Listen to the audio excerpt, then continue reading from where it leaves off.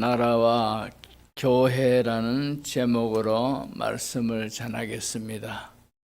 장로님이 기도하실 때 오늘 교회 오셔서 위로도 받고 힘도 얻고 이런 기도를 하셨는데, 오늘은 우리 모두가 책임감을 갖고 무거움을 한가닥 안아야 될 그런 시간이 됐습니다. 남서울 교회의 원로 목사님이었던 홍정길 목사님 아시지, 그죠? 이분이 책을 썼습니다. 나라와 교회를 생각한다 하는 그런 책을 썼는데, 성경에 보면은, 성경 역사를 보면은 나라와 교회와는 밀접한 관계가 있음을 알 수가 있습니다. 나라하고 교회하고 이게 무슨 관계가 있겠느냐 싶으지만도, 그러나 성경에 보면은 나라와 교회가 아주 밀접한 관계를 갖고 있다 하는 것을 우리가 압니다. 2024년은 정말 글자 그대로 한자 사자로 다사다난한 그런 해였습니다. 러시아와 우크라이나 간의 전쟁이 만 3년이 되었습니다.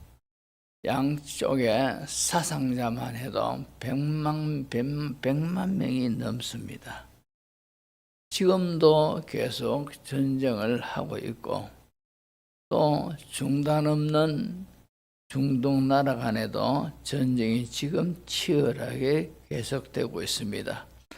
그런가 하면은 우리나라를 보면은요, 우리 모두가 알다시피 거리를 다니다 보면은 몇 집 건너서 어느 한 가게는 매매 이러면서 문을 닫고 있는 그런 풍경을 우리가 보지 않습니까? 또 입법을 관장하는 국회인데, 이 민주당이 다수당이라는 것 때문에 입법을 장악하여 탄핵을 얼마나 많이 하고 있는지 모릅니다. 이 연고로 인하여 윤석열 대통령이 비상계엄을 선포함으로 경제가 더욱더 힘들어졌습니다. 뿐만 아니라 지난해 12월 29일 날에는 제주항공 여객기 폭파 사고가 있어가지고 승객 181명 중에 179명이 죽었습니다. 자, 또 그런가 하면은 세계를 이제 주도하고 있는 나라가 미국인데, 미국의 새로운 대통령 트럼프가, 이 당선자가 이제 임기를 시작할 때가 다 됐습니다. 이 사람이 또 집권하게 되면은 세계에 어떤 변화가 있을지 가늠하기 어렵고, 그 영향을 우리나라도 어떻게 받을는지 알 수가 없습니다. 이런 시점에서 볼 때 우리 대한민국은 지금 상당한 위기에 처해 있다, 이렇게 봐도 틀림이 없습니다. 위기는 이 헬라어 단어로 카리시스라는 그런 단어인데, 이 단어의 뜻은 분기점 또 분수령, 그런 뜻이 있습니다. 분기점이 될 수도 있고 분수령도 될 수가 있습니다. 그러므로 위기를 어떻게 다루느냐, 여기에 따라서 이 위기가 빠져나오기 힘든 재앙이 될 수도 있고, 또 오히려 축복의 기회가 되는 그런 반등의 그런 역사가 일어날 수도 있습니다. 오늘 본문에 보시면은 나라를 잃어버리고 바벨론의 포로가 되어서 눈물 흘리며 괴로워하는 이스라엘의 슬픈 그런 모습을 우리가 에레미야 예가를 통하여서 보게 됩니다. 자, 나라의 흥망성쇠는 우리가 알다시피 하나님의 주권에 달려 있고 하나님의 손에 달려 있습니다. 그렇다면은 하나님이 우리나라를 다시금 붙들어 주시고 이 위기에서 다시 일으켜 세워 주시는 그런 은혜를 우리가 입어야 됩니다. 그런 은혜를 입으려면은 나라와 교회가 굉장한 밀접한 관계가 있다 하지 않습니까? 성경 역사를 보면은 하나님과의 관계가 잘 될 때는 그 나라가 틀림없이 부흥했고 흥황했고 잘 살았습니다. 그러나 하나님과의 관계가 잘못될 때는 그 나라는 환난이 잦았고 억압을 받았고 쇠퇴에 갖는 것을 봅니다. 이런 것을 볼 때 나라와 교회의 관계는 너무나도 밀접한 관계가 있습니다.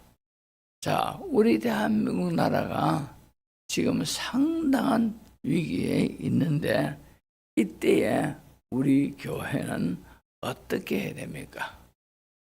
두 가지입니다. 첫 번째는 교회가 회개를 해야 돼요.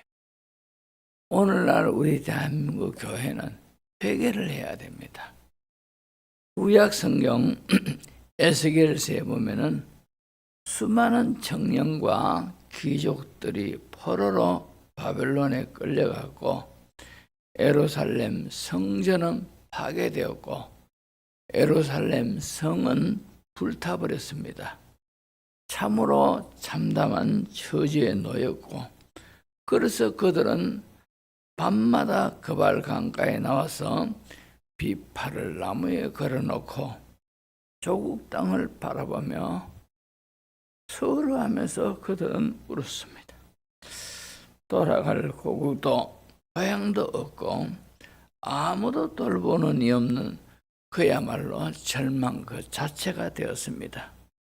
그때에 하나님이 에스겔 선지자를 통하여서 이런 말씀을 주십니다.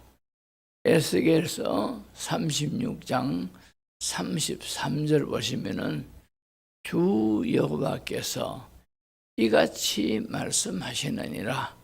내가 너희를 모든 죄악에서 정결하게 하는 날에 성읍들에 사람이 거주하게 되며 하며 황폐한 것이 건축되게 할 것인즉 이런 말씀을 에스겔 선지자에게 주십니다.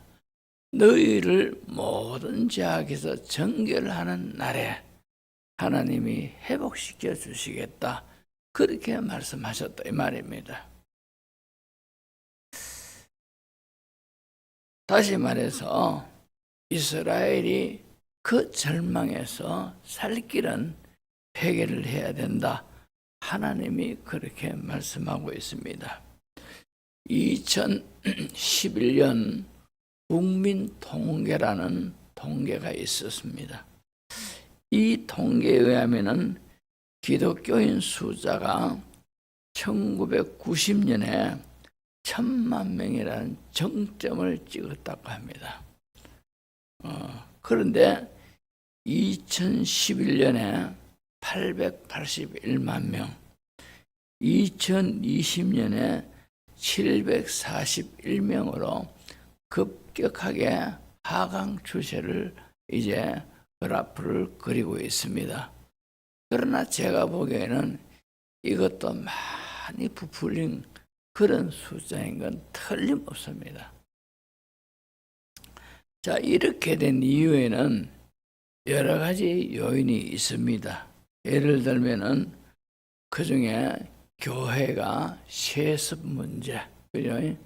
아버지가 목회를 하고 난 뒤에 아들이 자질이 뛰어나고 안 뛰어나고 떠나서 자기 아들 목사시켜가지고 자기 교회를 물려받게 하는 그런 세습, 이런 것들이 세인들에게나 교인들에게 얼마나 반발을 가져오게 하는지 모릅니다.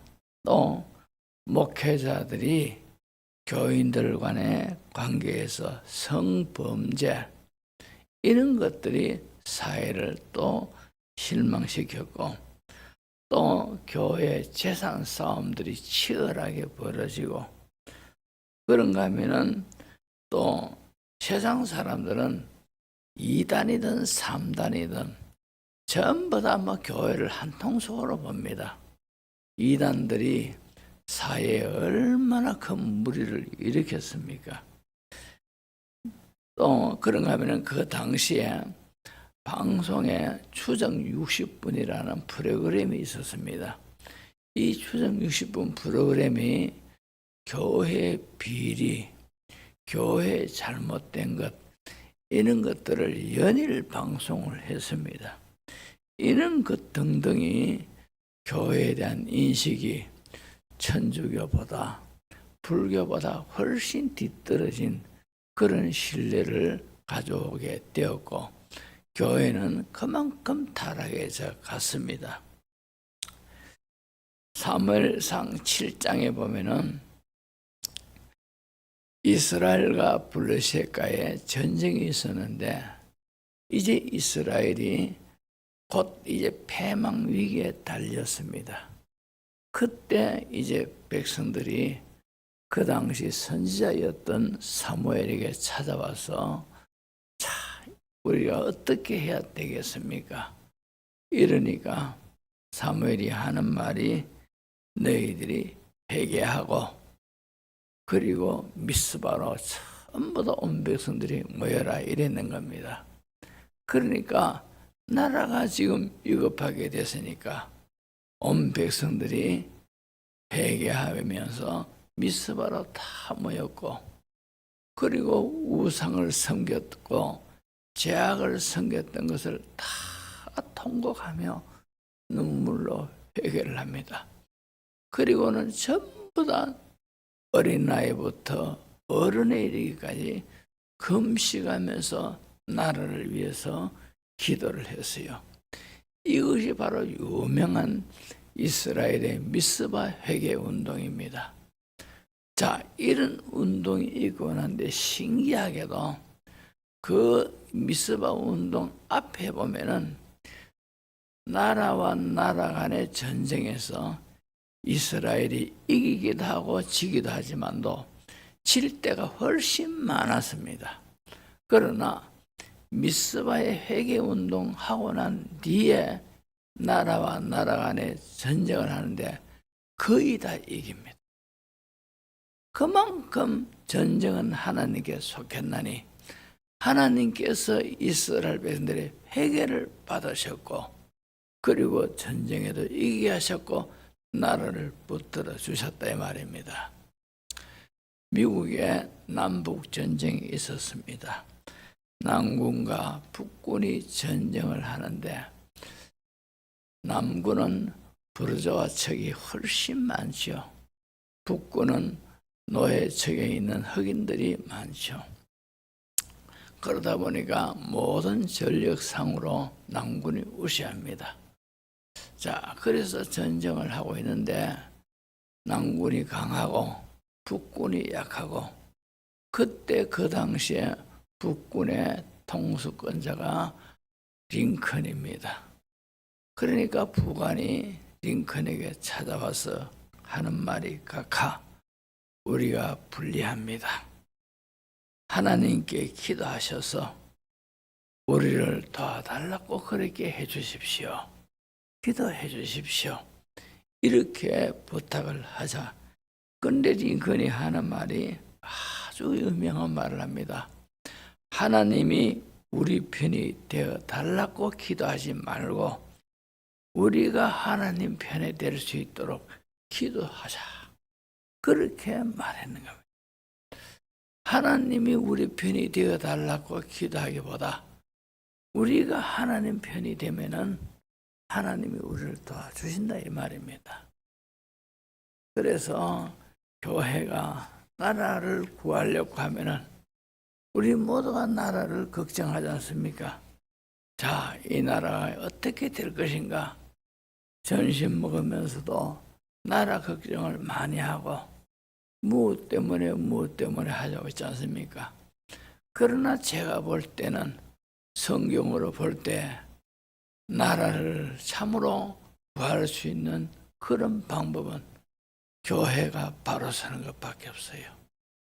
성도들이 성도다워져야 되고 교회가 교회다워지는 그 길밖에 없습니다. 아멘. 왜 그러느냐? 하나님이 모든 나라를 다스리고 계시는데 그 가운데 교회가 바로 서지 못하니까 나라가 흔들거리는 겁니다. 정치인들이 잘못해서 그런 짓을 했지만도, 그러나 그 하나님은 정치인들보다도 교회가 바로 서지 못하니까 그래 한다 이 말입니다. 우리가 이 순서를 바로 하셔야 돼요.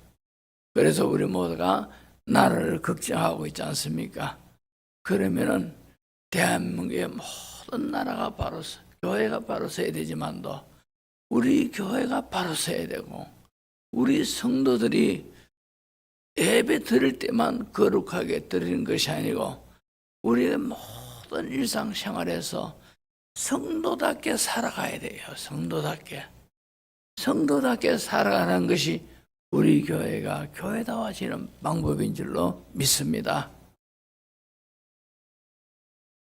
그리고 두 번째로 교회는 기도해야 돼요. 나라를 위해서 기도해야 됩니다. 좀 전에 말씀드렸듯이 이스라엘 백성들이 미스바에 모여가지고 회개를 했지만도 금식하면서 어린아이까지도 금식했고 노인까지도 금식을 했고 남녀노유 전부 다 빠짐없이 모여가지고 하루 종일 금식하면서 기도를 했단 말입니다. 그 기도가 요한계시록에 보면 향연이 되어 하나님 보좌에 올라간다 했습니다.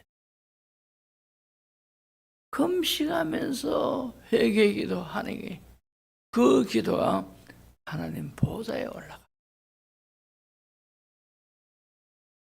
우리가 나라 걱정을 많이 하지만도 과연 나라를 위하여 얼마나 기도하고 있습니까?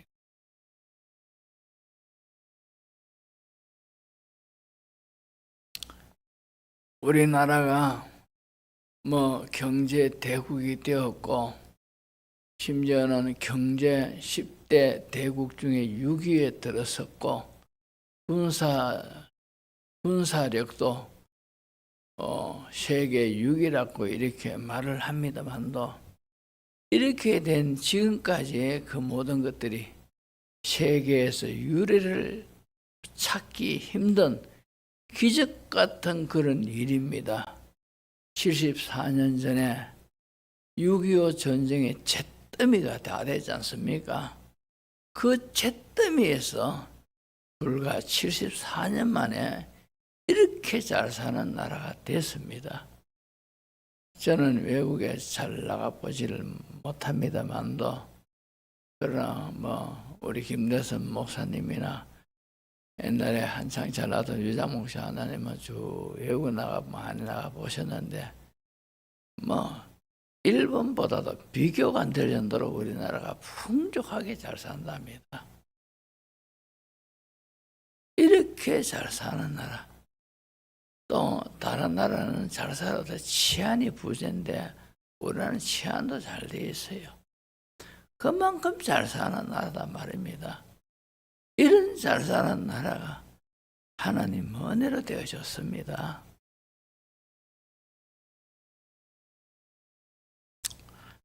(1950년 6월 25일) 새벽에 북한이 38선을 넘어가지고 남침을 하지 않습니까? 남침을 했는데 전쟁 준비를 전혀 하지 않았던 우리 남한은 속수무책으로 당하는 겁니다. 3일 만에 수도 서울이 함락이 되었고요. 북한 군대는 물밀듯이 막 내려왔습니다. 남한은 속절없이 피난 가요. 전부 다 피난 가고 마지막 다 점령당하고 경상도만 딱 남았습니다. 낙동강 유역을 두고서 이제 낙동강이 유역을 저들이 쳐들어오면 건너면 우리는 끝이다. 이래 알고 낙동강의 전선을 지키기 위해서 학도병도 학생들이고 뭐고 그죠? 다 뭐 청소는 뭐 방법도 모르고 무조건 M51 총 들고 그 무거운 총들로 나가지고 낙동강유역에서 그렇게 막 나라를 위해서 싸웠어요. 힘껏 그 싸워서 그래서 저 지금 7국 그 장관이 뭐 그거 됩니까? 다보성 전투 그 가면은 지금도 파보면은 산을 파보면요 해골이 막 수두룩하게 나온답니다. 얼마나 많은 사람들이 죽었는지 몰라요. 왜? 이 낙동강 전선만 우리가 빼앗기면은 이 대한민국은 속절이 적화되는 거라요. 그래가지고 참 싸우는 중에 전국에서 피난 온 목사님, 장로님, 성도들이 초량교회, 부산에 있는 초량교회에 모였어요. 초량교회가 한강 이남으로 제일 오래된 역사가 있는 교회입니다. 거기에 모여가지고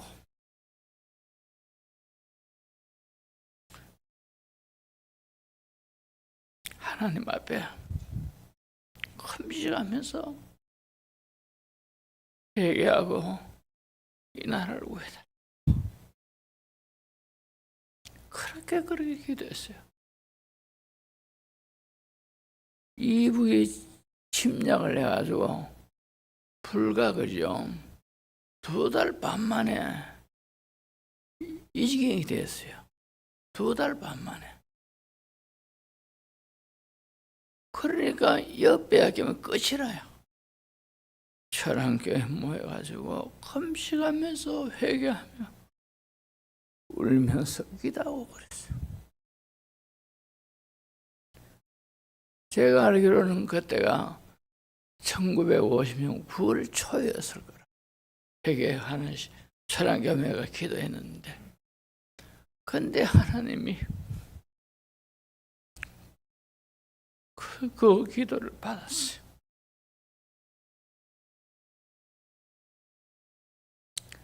그래가지고 그 당시 유엔군 사령관인 메가다 장군이요 기발한 그런 작전을 세웠어요. 대부분의 사람들이 자 그건 무모한 작전입니다.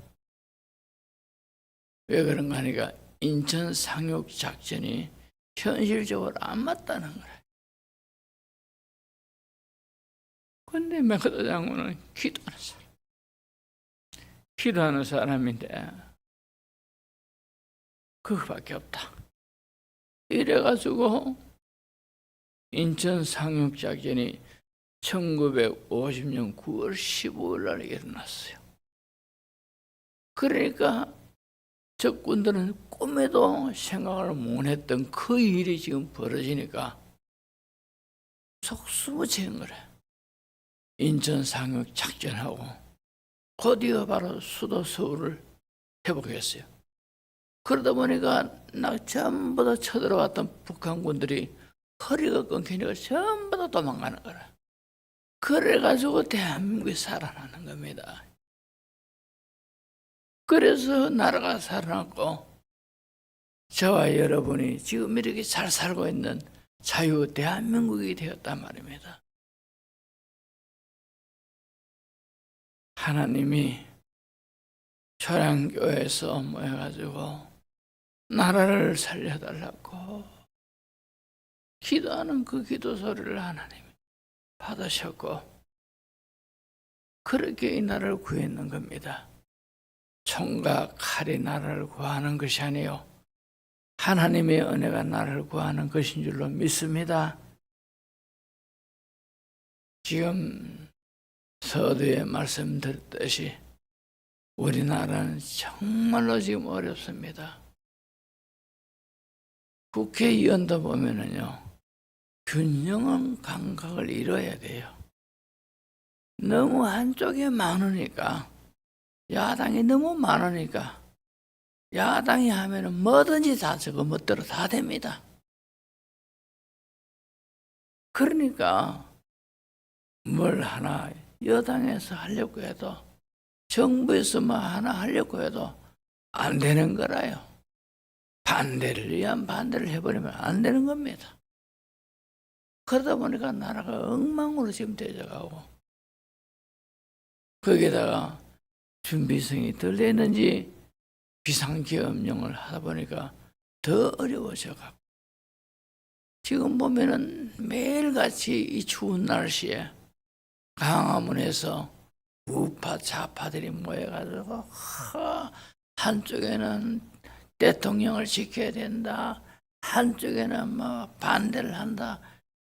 오늘도요, 오늘은 광화문에서 모이는 것이 아니고 대통령 관저가 있는 그곳에서 우파들이 전부 다 모여서 예배드리자 이런 때가 지금 하고 있습니다.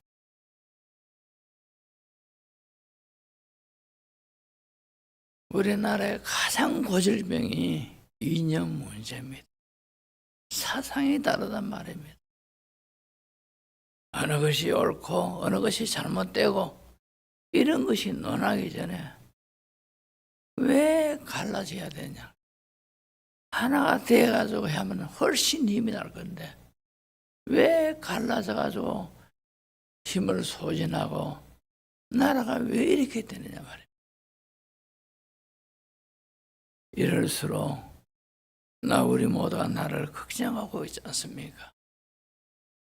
교회가 바로 서야 되고 우리 성도들이 바로 서야 되고 지금 우리가 기도를 해야 된다 말입니다.